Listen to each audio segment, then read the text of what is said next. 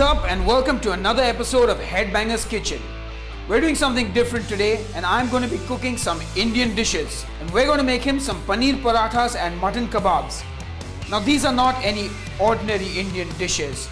These are Paneer Parathas containing the spell to preserve its possessor against attacks from he who is in the water. And we have the Black Kebabs of Vengeance.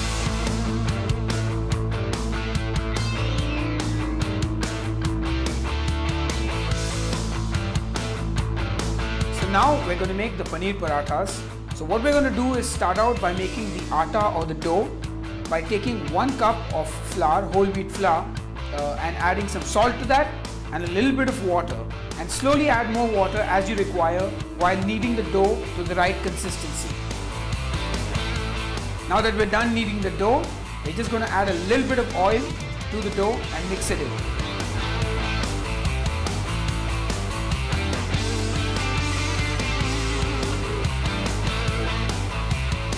Now that we're done making our atta or dough, it's time to make the paneer stuffing.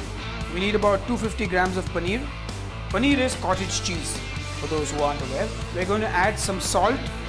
We're going to add about 1 onion chopped fine, some coriander, and if you like it a little spicy, you can chop up some green chillies and add them to the mix as well. Once we've got all these ingredients together, we need to just mix them into the paneer and we have our stuffing ready. And don't be afraid to use your hands. Now we have a paneer ball too. We're going to roll out our dough and then stuff it with our paneer stuffing.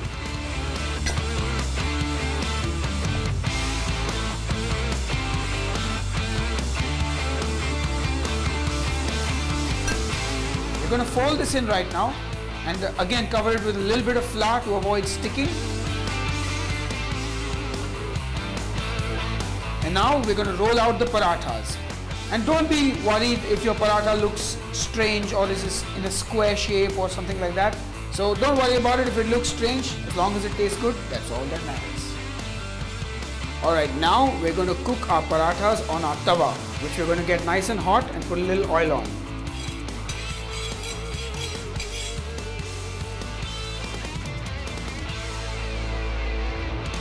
You also put a little bit of oil on top of the paratha.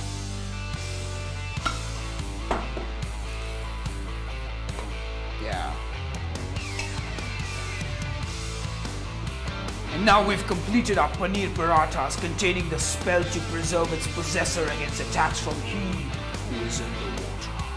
So let's garnish these now with some butter and some fresh coriander.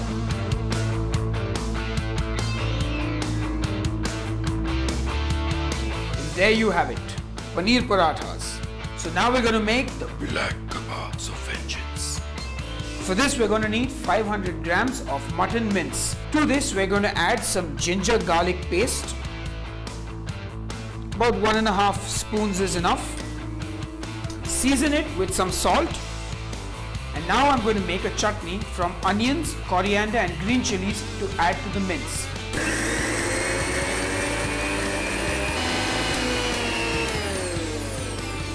So our chutney or paste rather is done. And I've kept it a little coarse so that the kebab has a bit of a bite in it. We're just going to add that in now. Now we're going to season this with some Garam Masala. And if you want it a little spicier, you can always add some more Garam Masala to it.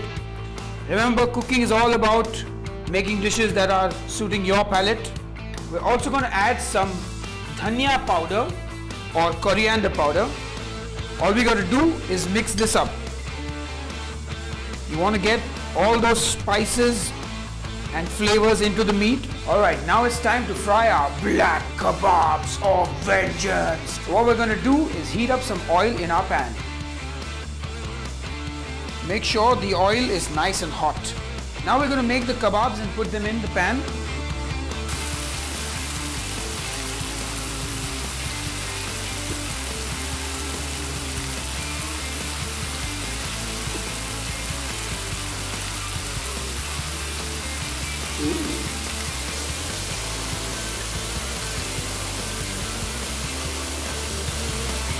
As you can see, they have a nice caramelization on them.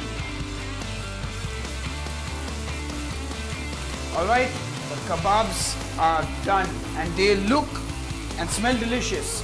So I'm going to take them out now. And remember, try and not overcook your kebabs because otherwise they'll be really dry. And they smell delicious too. Now we will garnish them with some mint and some lemon. And now we're going to serve this with some green chutney. Coriander, mint, ginger garlic paste, green chillies, salt to taste.